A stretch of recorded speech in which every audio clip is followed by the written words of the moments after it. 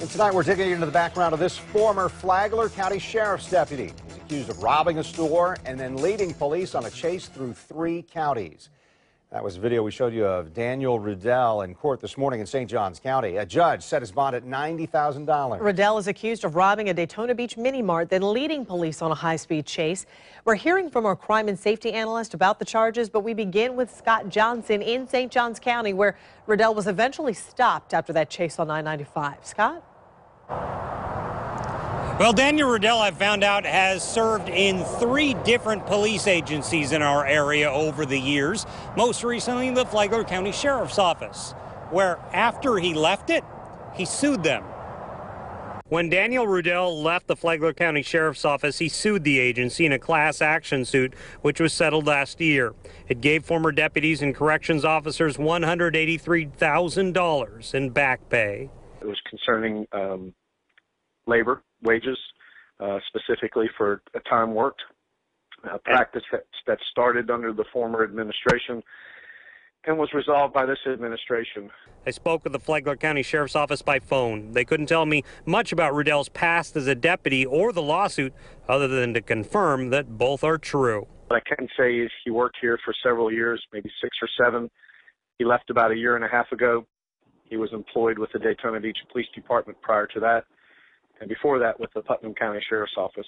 This is Rudell's second arrest in roughly a week. During the run-in with officers last week, Rudell reportedly yelled at officers to tase him. He was charged with possession of marijuana and resisting arrest.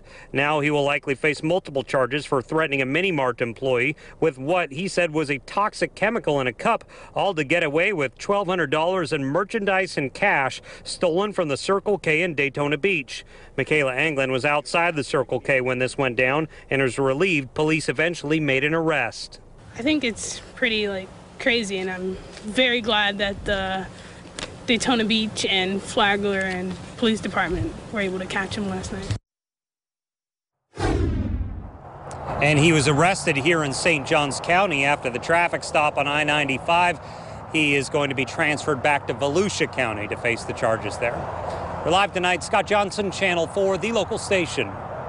Our crime and safety analyst is weighing in, telling News4Jax his thoughts on the former deputy and the crimes he's accused of committing. Channel 4's Ashley Mitchum is joining us live from the St. Johns County Sheriff's Office. And Ashley, I understand you also spoke with Daniel Rudell's former co-workers. What are they saying about all this? I did. I spoke to them on the phone today, and really everyone said that they were shocked, surprised, because they say when they knew him and worked with him, he was a good, level-headed guy.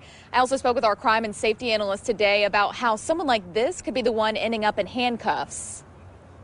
Now, even though he was a law enforcement officer, unfortunately, there are some law enforcement officers that just turn bad. Police say 45-year-old Daniel Rudell lives in Flagler Beach and is a former Flagler County Sheriff's deputy. He was with them for about 6 to 7 years and retired 1.5 years ago. Before then, he was an officer with Daytona Beach PD for about 8 years, was also a deputy with Putnam County.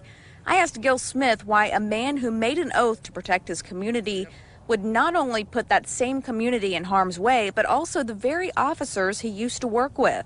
He may have experienced something toward the end of his career on the force where he had seen something or witnessed something that was very traumatic. Police will, of course, investigate why all of this unfolded.